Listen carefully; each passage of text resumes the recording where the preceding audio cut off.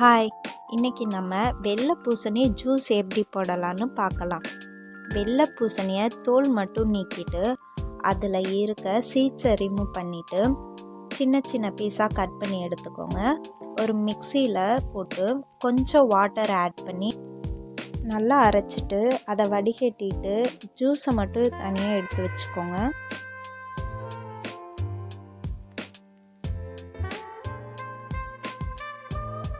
இப்போ நம்ம நல்லா அரைச்சி எடுத்து வச்சுருக்க ஜூஸில் கொஞ்சமாக salt, pepper, half lemon, 2 spoon honey add பண்ணிவிட்டு நல்லா மிக்ஸ் பண்ணி குழந்தைங்கள்லேருந்து பெரியவங்க வரைக்கும் எல்லோரும் இந்த வெள்ளை பூசணி ஜூஸை குடிக்கலாம். சம்மர் சீசனில் இந்த ஜூஸ் ரொம்ப யூஸ்ஃபுல்லாக இருக்கும் ஹெல்த்துக்கு. நீங்களும் ட்ரை பண்ணி பாருங்கள். ட்ரை பண்ணி பார்த்துட்டு கமெண்ட் பண்ணுங்கள். பாய்.